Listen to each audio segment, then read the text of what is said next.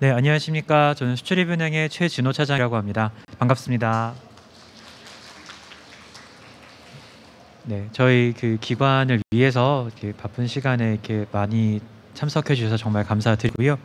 저는 저희 채용 담당자입니다. 저희 기관에서 2년 동안 채용을 담당해왔던 최진호 차장이라고 하고요.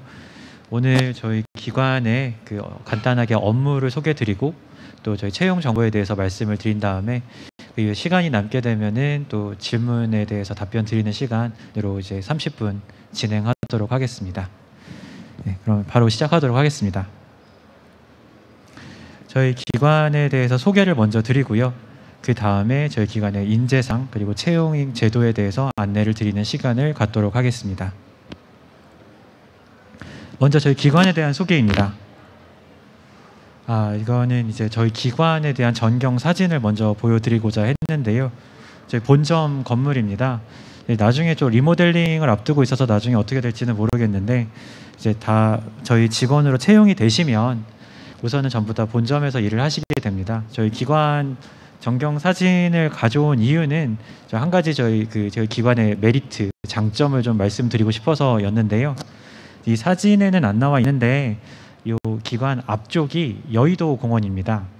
그래서 이제 들어오시면은 저희는 파크뷰 공원을 바로 마주보고 있어서 직원들이 이제 출근할 때도 공원을 가로질러서 들어오게 되고 또 점심시간에 공원 산책도 하게 되고 또 퇴근하실 때도 공원을 가로질러서 하시게 됩니다. 그래서 하시사철 이제 아름다운 자연을 보면서 지내게 되시는 겁니다. 이걸 말씀드리고 싶어서 잠깐 보여드리게 되었습니다.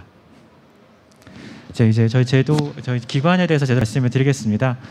저희 설립 목적은 저희 기관은 이제 우리나라의 수출입, 해외 투자, 해외 자원 개발 등 대외 경제 협력에 필요한 금융을 제공함으로써 우리나라 국민 경제의 건강한 발전을 촉진하고자 만들어진 공공기관입니다.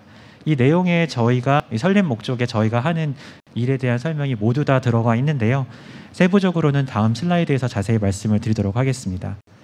그래서 위에 있는 목적을 달성하고자 저희는 ECA, 공적 수출 신용기관으로서의 업무를 진행을 하고 있고요.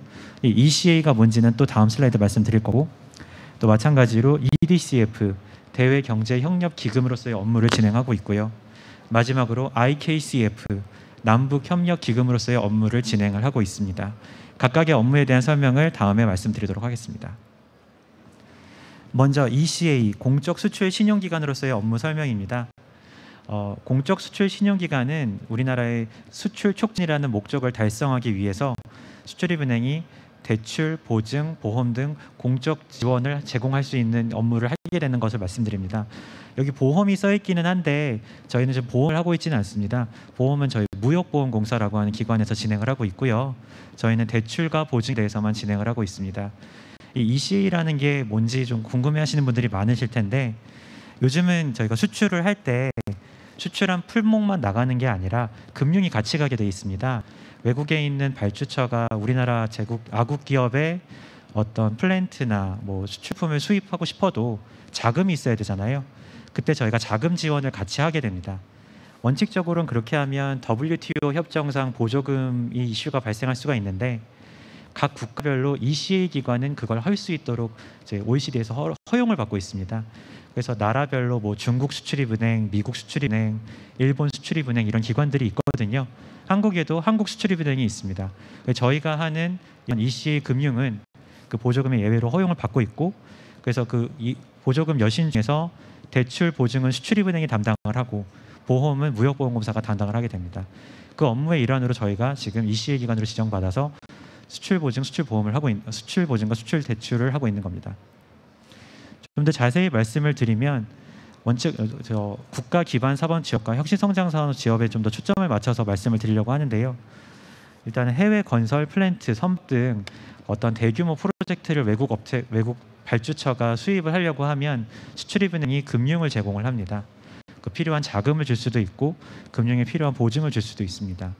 이에 따라서 우리나라 기업들은 좀 더 수월하게 발주처와의 경쟁에서 수출을 할 수 있게 되고요. 또 우리는 금융을 통해서 또 우리나라 상환도 받게 되고 또 아국 수출의 진작도 할 수 있게 되는 거죠.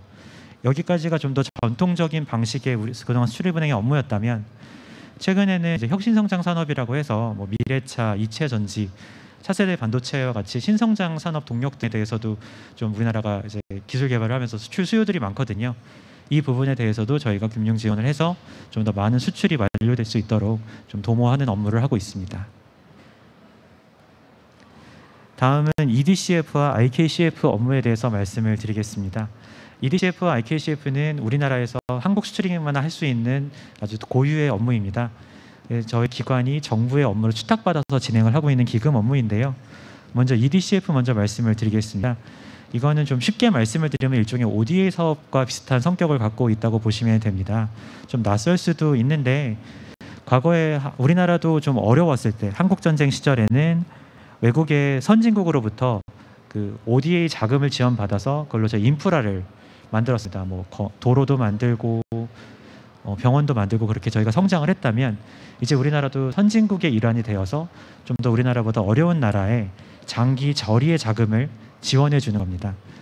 그것이 바로 이제 EDCF 기금, 대외 협력 기금에 따른 돈인데요. 예를 들어서 어려운 나라들이 인프라도 좀 구축할 수 있는 거죠. 병원, 뭐 도로, 필요한 것들 저희가 지원하는 자금으로 하고 그렇게 해서 저희가 대외 협력을 하게 되는 겁니다. 물론 이 과정에서 아국 기업들이 해당 산업 건설사들이 좀 해당 산업에 좀 더 참가할 수 있게 좀 도모하기도 하고요. 그러니까 이쪽에 예전에는 이제 ODA 사업 지원을 받던 나라가 어느새 선진국이 되어서 이런 사업도 할 수 있는 나라가 되었고 그 업무를 수출입은행이 하고 있다고 보시면 될 것 같습니다. 다음은 남북협력기금입니다. IKCF라고 줄여서 말씀을 드리는데 이거는 이제 글자에도 써있지만 남북 간의 상호 교류 협력 사업을 위해서 필요한 자금을 당연히 지원하는 업무를 하고 있습니다. 지금은 잠깐 멈춰져 있긴 한데 그 개성공단 사업이라고 혹시 들어보셨을지 모르겠습니다. 거기에도 이제 많은 아국 기업들이 들어가서 남북 평화 보도 주성 또 남북 간의 경제 협력을 위해서 여러 사업을 했었거든요. 그때 필요한 많은 자금과 지원 보증을 수출은행이 담당을 해왔고 지금도 그에 대한 후속 사업들을 계속 진행하고 있습니다. 이렇게 세 가지 업무가 좀 당연히 좀 특징점이 되고 중요한 되는 업무인데요. 자세한 내용은 또 홈페이지를 통해서도 특별 통해서도 좀 더 받을 수도 있고 사후적으로 질문으로도 또 설명드릴 수 있는 것 말씀드리도록 하겠습니다. 일단은 당연히 기관에 대한 설명은 이 정도로 마치고 가장 궁금해하실 것 같은 저희 채용 제도에 대해서 말씀을 드리고자 합니다. 먼저 저희 인재 사항에 대해 말씀을 드리고자 합니다. 저희 수출입은행은 최고의 전문가를 추구하는 수은인, 리더십과 팀워크를 중시하는 수은인, 미래와 세계와 도전하는 수은인, 국민과 고객으로부터 신뢰받는 수은인, 고객 가치 창출에 기여하는 수은이라는 인재상을 갖고 있습니다. 각각의 내용들이 다 저희가 추구하는 또 해야 되는 업무 수행에 필요한 인재들이어서 이렇게 좀 인재상을 뽑고 있거든요. 다음은 채용 제도에 대해서 말씀을 드리고자 합니다. 수출입은행은 NCS 국가 직무 표준에 근거해서 모집 분야에 대한 정보를 제공하고 있고요. 채용 전형을 구성하고 있으며 무엇보다 중요한 블라인드 채용 방식을 도입해서 진행하고 있습니다. 이 블라인드 채용 방식을 익히 아시는 분들도 있고 모르는 분들도 있는데 블라인드 채용 방식은 쉽게 말씀을 드리면 편견이 개입될 수 있는 개인 정보, 대표적인 게 이름, 출신 지역, 학력, 나이 같은 것들일 텐데요. 더 나아가서 외모, 성별 이런 것도 더 나아가고 있고요. 이런 정보를 저희가 입사 지원서에서 모두 배제합니다. 그래서 혹시라도 저희한테 그런 걸 알리려고 하면 불이익이 있고요. 저희 면접관이나 지원자 채용 담당자들도 하나도 질문할 수가 없습니다. 나중에 정말 지원하실 때 보면 아시겠지만 그 개인 사진을 등재하는 코너도 없어요. 저희가 얼굴도 모른 채로 정말 블라인드로 진행을 하고 있거든요. 이걸 이렇게 제가 강조를 드린 이유는 실수로 자기소개서를 작성하시면서 본인의 그런 정보를 가끔 적으시는 분들이 있어요. 이게 불이익이 분명히 있다고 말씀을 드려도 그러거든요. 그래서 꼭 그런 실수를 안 하게 해드리고자 말씀을 드리고 있습니다. 반드시 지시사항에 맞춰서 자기소개서든 입사지원서든 작성을 하셔야 되고요. 블라인드 정보는 저희가 전혀 수집하고 있지 않다는 점 시작하기 전에 꼭 말씀을 드렸습니다. 저희 주요 채용 두 가지에 대해서 설명을 드리고자 합니다. 지금 채용 제도는 작년 2022년도에 있었던 채용을 기반으로 해서 진행을 하려고 설명을 드리려고 하고 있고요. 올해 있는 것도 이거에서 크게 다르진 않겠지만 약간씩은 다를 수가 있거든요. 그래서 올해에 대한 자세한 내용은 곧 있을 저희 채용 공고문을 통해서 다시 한번 말씀드릴 수도 있고 또 좀 설명 거기 참고로 부탁드리고자 합니다. 작년에 저희는 청년 인턴과 전문직 행원 채용을 진행을 했습니다. 먼저 청년 인턴 제도부터 말씀을 드리면 작년에 상반기, 하반기에 총 132명을 공고를 해서 채용을 했고요. 채용 분야는 본점, 지점, EDCF, 장애인 분야였습니다. 그래서 본점 분야에 지원하신 분들은 본점에서 근무를 하실 거고, 지점은 저희가 여러 또 지점이 있습니다. 뭐 수원, 창원, 전주 다양하게 있거든요. 각 지점 분야를 지원하신 분들은 그 지점에서만 근무하시는 조건으로 채용이 되십니다. EDCF가 좀 독특한 분야인데 아까 앞선에서 설명드렸던 저희 그 대외 협력기금 사업이잖아요. 그걸 위해서 어려운 나라의 사무소들이 저희가 현지 사무소가 있습니다. 뭐 다카 사무소, 뭐 다레살렘 사무소 다양하게 있거든요. 그 사무소로 직접 파견 나가십니다. 뭐 미얀마에도 가실 수 있고 그러거든요. 그때 뭐 항공료나 숙식은 다 당연히 부담을 하고요. 그래서 6개월 동안 파견을 나가서 현지에서 근무를 하시는 조건으로 채용이 되시는 그런 인턴 전형입니다. 또 장애인 부분은 저희가 이제 특별 채용, 사회 형평성 일환으로 진행을 하는 거고요. 본인이 해당하신다 하면은 보다 우대된 전형으로 저희 합격을 하실 수가 있게 되십니다. 그래서 청년 인턴 제도를 모두 잘 수행하시고 수료까지 하시면은 이제 밑에 써 있는 것처럼 전문직 행원 채용할 때 우대를 받으실 수가 있습니다. 어떤 내용인지는 뒤에 전문직 행원 채용을 제도를 설명하면서 좀 더 자세히 말씀을 드리겠습니다. 가장 궁금해하실 전문직 행원 채용 제도 말씀드리겠습니다. 작년에는 저희가 상반기 약 5월에 공고를 해서 7월까지 채용을 완료하는 일정으로 해서 상반기 25명 전문직 행원 채용을 했었고요. 상반기에는 조금 이제 특수 직렬, 그래서 뭐 IT, 법학, 기술 분야에 좀 한정을 해서 채용을 진행을 했었습니다. 하반기는 이제 저희가 늘 하는 정기 공채입니다. 흔히들 이제 매스컴에서 A 매치라고 해가지고 뭐 산업은행, 수출입은행, 금감원, 한국은행 다 같이 모여서 보는 날이 있거든요. 금융공공기관끼리. 그때 한꺼번에 하는 전형인데요. 이때는 일반 전형, 즉 경영 경제 직렬 그리고 지역 전문가 부분으로 해서 총 35명을 9월부터 11월 일정으로 해서 채용을 진행했습니다. 그 전문직 채용 제도에 대해서 좀 더 자세히 말씀을 드리도록 하겠습니다. 저희 전문직 행원 채용은 상반기, 하반기 둘 다 동일한 전형 방식으로 진행은 되고요. 그 전형 방식은 보시는 슬라이드와 같습니다. 우선 필기 전형이 있습니다. 필기 전형은 1차, 2차로 나눠서 진행이 되고요. 그 다음에 면접 전형도 있습니다. 면접 전형은 마찬가지로 1차, 2차로 나눠서 진행이 됩니다. 여기까지 합격을 하시면 사실상 이제 최종 합격을 하시는 거고요. 이제 뭐 신체 검사는 거의 다 통과를 하시니까요. 그 다음에 저희 신입행원이 되시는 겁니다. 1차 필기 전형부터 먼저 말씀을 드리겠습니다. 1차 필기 전형은 NCS 직업 기초능력 평가입니다. 이거는 이제 지원자분들이 흔히들 시중 문제집에 써 있는 이제 NCS 시험입니다.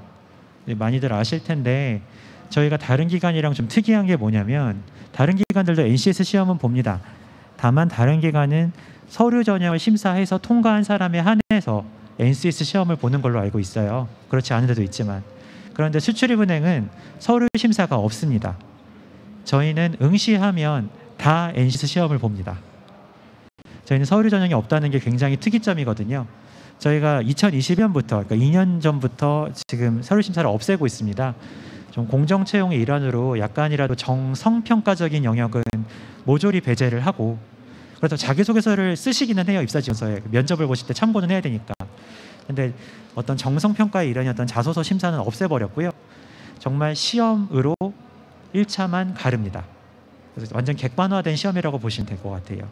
그래서 1차에서 NCS 시험을 보신다. 이게 좀 특이사항입니다. 그리고 거기서 통과하신 분들이, 일정 배수를 통과하신 분들이 2차에서 NCS 직무 수행 능력 평가라는 걸 보시는데요. 이거는 흔히들 아시는 전공 필기 시험입니다. 금융공기관들은 다들 전공 필기 시험을 보고 있거든요. 저희가 이제 그 일환으로 이제 그걸 보고 있고요. 근데 좀 약간 특이점이 뭐냐면 저희가 2021년부터 일반 논술도 도입을 했어요. 그래서 직무 수행 능력 평가를 할 때 예전에는 필기 시험만 봤다면 전공 필기와 함께 논술 시험도 봐서 예전에는 전공 한방이다 약간 이런 게 좀 있었거든요. 그런 것도 좀 완화하고 또 저희가 막상 채용을 해보니까 공부만 잘하는 학생만이 만능인 시는 이제 지났고요. 이제 들어오시는 분들은 사실 많이 조화롭게 여러 가지 협업도 잘 할 수 있고 본인의 생각을 논리적으로 말씀하실 수 있는 분들이 훨씬 더 좋은 퍼포먼스를 보여준다는 게 확인이 되고 있기 때문에 그런 시대적인 변화의 일환에 맞춰서 저희가 일반 논술 시험도 도입을 하고 있습니다.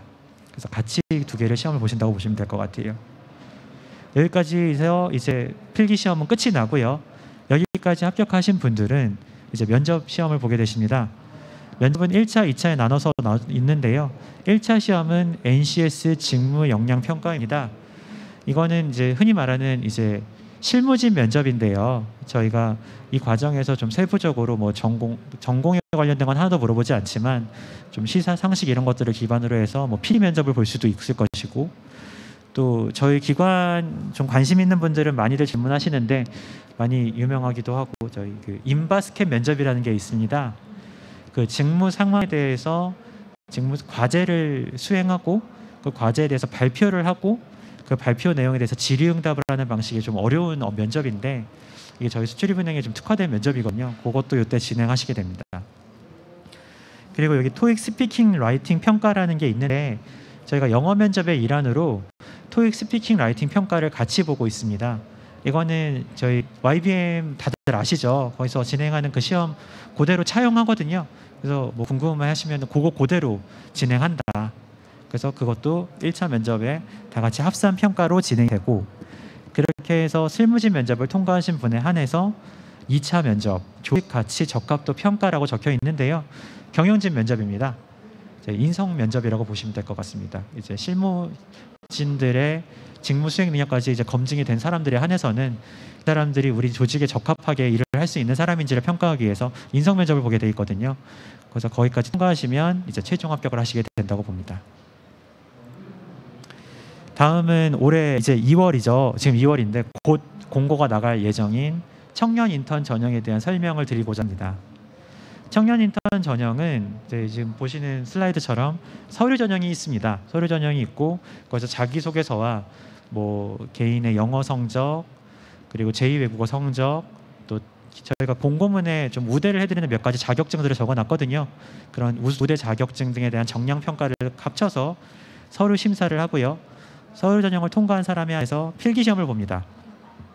근데 이제 필기 시험은 NCS 시험입니다. NCS 직업 기초능력 평가인데 이거는 전공 아까 그 전문직 때 말씀드렸던 전공 필기는 아니에요. NCS 시험을 본다고 보시면 되고요.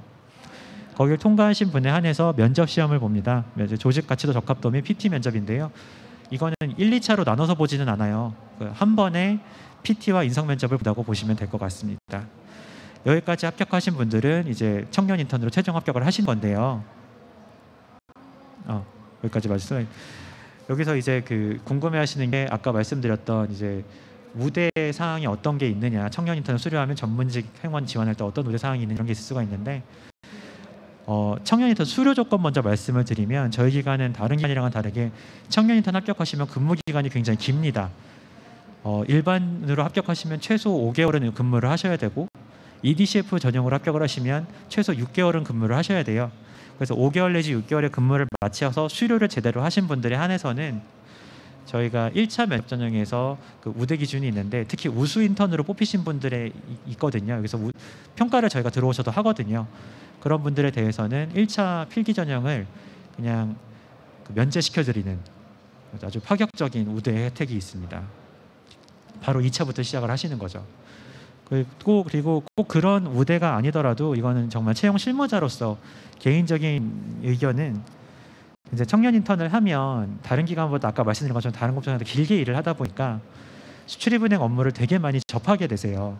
이게 어떤 이점이 있냐면 면접에서 많이 유리하세요. 그러니까 면접 답변을 할 때 그냥 피상적으로 공부해서 한 답변이랑 자기가 5개월 넘게 일을 하면서 체득한 경험에 기반한 업무에 대한 그 소화도는 다르거든요. 그거에 근거한 답변은 확실히 차이가 있더라고요. 그래서 저희가 어떤 특별한 더한 우대를 드리는 것도 분명히 아닌데도 불구하고 면접 전형에서 많은 인턴분들이 더 많이 합격을 하는 건 있는 것 같아요. 이거는 그냥 어쩔 수 없는 관심도의 차이거나 경험의 차이인 것 같긴 한데 하여튼 그런 측면에서 청년 인턴 제도는 그 수출입은행 입행할 때 많이 좀 도움이 될 수 있다는 생각이 개인적으로는 드는 것 같습니다. 네. 이상으로 저희 기관에 대한 채용 제도와 설명을 마치고요. 남은 시간 10분 정도 있는데 혹시 질문 있으시면은 질의응답 시간으로 마무리하고자 합니다.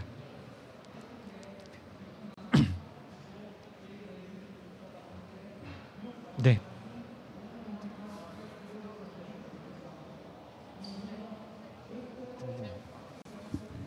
그 이번 상반기의 경우는 그 저번과 마찬가지로 경제 경영직렬 채용 예정은 없는 건지 궁금합니다. 네.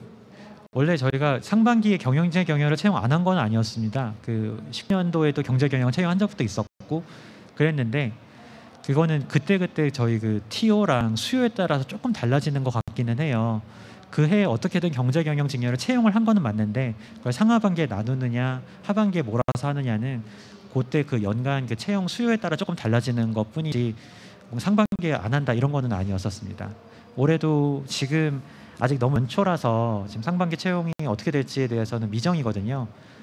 안 한 해도 있었어요. 상반기 채용을. 그래서 안 할 수도 있거든요. 그럼 하반기에 몰아서 할 수도 있고. 그래서 그거는 좀 한 4, 5월쯤에 분위기 봐서 공고문이 올라오면은 그걸 보시고 좀 참고하시면 좋을 것 같습니다. 감사합니다.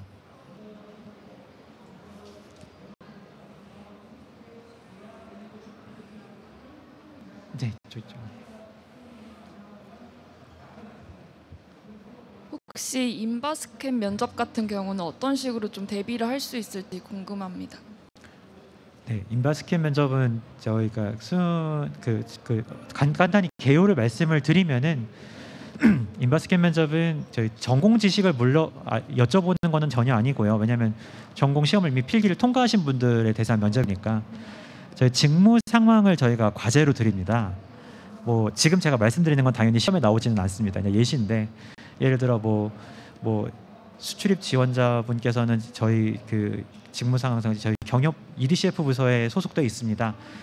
경협 부서에서 지금 무슨 주제를 가지고 회의를 할 것 같은데 과제는 이겁니다. 그래서 회의 주제를 과제지를 드리겠죠. 준비 시간을 드립니다. 그걸 가지고 이제 본인이 생각하는 타당한 회의 주제에 대한 답변이나 발표를 하겠죠. 그리고 그거에 대해서 저희가 추가적인 질의응답으로 면접이 진행이 될 겁니다. 그래서 이게 어떤 게 있냐면 잘 평소에 안 해본 면접 방식이잖아요. 그래서 연습을 미리 해본 분과 안 해본 분이 좀 차이가 극명하게 갈려요. 그래서 전 개인적으로는 다들 이제 면접 채용 준비하시면 스터디 좀 조직을 하시더라고요. 그러니까 3, 3, 5 좀 친한 분들 모여서 연습을 좀 하시는 게 좋을 것 같아요. 직무 상황이 어떤 건지는 당연히 알 수가 없으니까 그냥 가상의 상황을 자기들끼리 만들어서 그 발표를 해보는 시간을 해보는 게 되게 중요할 것 같고요. 두 번째는 저희 기관 뭐 인턴도 되고 아니면 저희 홈페이지에도 업무 소개가 많거든요. 그거를 좀 많이 보시면 좋을 것 같아요. 왜냐하면 저희가 전공 지식은 물어볼 수가 없지만 직무 상황은 물어볼 수가 있거든요. 그래서 저희 직무 상황에 대한 설명이 홈페이지에 있으니까 이걸 먼저 선 이해를 하면 좀 답변할 때 좀 더 빨라요. 어떤 게 있냐면 저희가 무슨 자금에 대한 회의를 하겠습니다라는 과제가 만약에 있어요. 근데 이걸 미리 알고 오신 분들은 저희가 묻지도 않은 이 상품의 특성, 그 저변에 있는 내용까지 끌어가지고 제가 봤을 때 이 상품은 이런 특징이 있으니 이렇게 도입하면 좋지 않겠습니까? 라고 말하시는 분까지도 있더라고요. 이제 그게 뭐 정답은 아닐 수도 있지만 인상은 어떤 거냐면 기관을 많이 관심을 갖고 준비를 하셨구나. 그런 게 분명히 있고 또 반대로 저희는 분명히 이 상품에 대해서 물어보고 직무 상황을 얘기하려고 했는데 아예 공부를 안 한 거죠. 더 나아가서 수출입은행이 뭐 하는 기관인지 모르는 거죠. 그래서 엉뚱한 답변을 하실 경우가 있어요. 그러면 저희가 그 나름의 정답은 없는 거니까 그 나름의 그 논리력은 평가를 합니다. 하지만 마음속으로는 이렇게 이해를 못하고 있구나 생각은 있겠죠. 예를 들어 저희가 EDCF 업무를 회의를 하자고 했는데 EC 업무 얘기를 막 하고 있다던가 나의 길을 가는 거죠. 그냥 그러면 회의는 안 되고 이제 그냥 발표만 되는 거거든요. 그러려면 기본적으로 저희 은행이 어떤 업무를 하고 있고 무슨 기관인지를 알아야 될 것 같아요. 그런 식으로 좀 공부를 하시면 도움이 될 것 같습니다.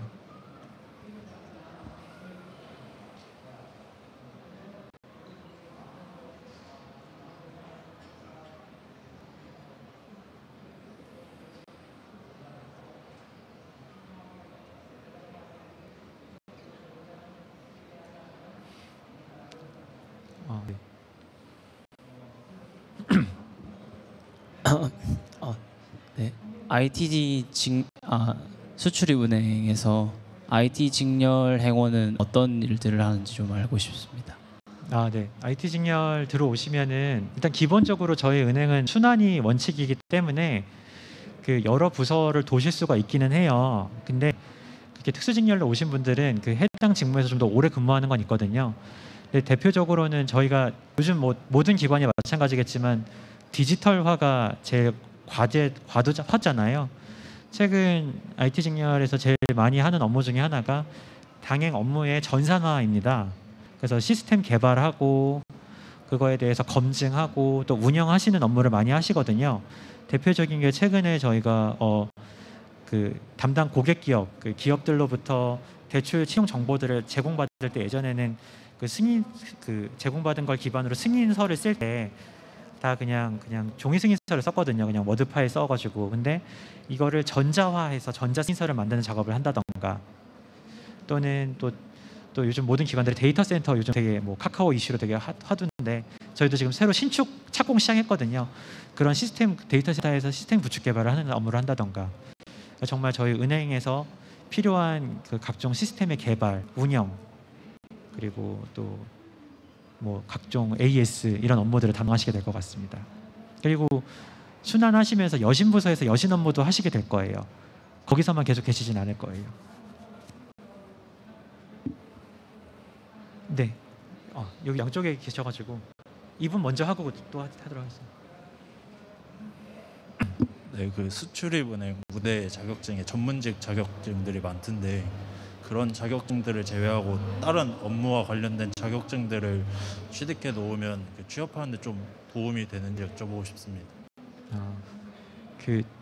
제가 이제 제도에 따라서만 말씀을 드리면은 모든 자격증이 되게 많은데 그 중에서 제도상 우대를 받는 자격증이 있습니다. 그거는 저희가 공고문에 다 표시를 해드리거든요. 인턴 때는 이 자격증을 우대할 거다. 뭐 저기 전문직 때는 이 자격증을 우대할 거다 표시를 해드리면 본인이 갖고 있는 자격증이 거기에 해당하는지 보시면 이건 내가 우대를 받겠구나. 이거는 무조건 일단 그게 있고요. 이건 이제 제도에 따른 자격증 우대고, 근데 거기에 해당하지 않는 자격증도 있죠. 근데 그거를 어떤 식으로든 표시를 하고 그게 자격증이 있으니까 우대야 이런 건 전혀 아닙니다. 근데 어떤 식으로 영향이 있냐면 내가 이 업무에 관심이 있어서 관련 이런 경험이나 자격증을 취득했어. 이런 식으로 자기소개서 쓴다면 그거 나름의 평가가 들어갈 수 있거든요. 그런 분야로는 있을 수 있을 것 같아요. 저기 이쪽은 손 들었어서 가지고.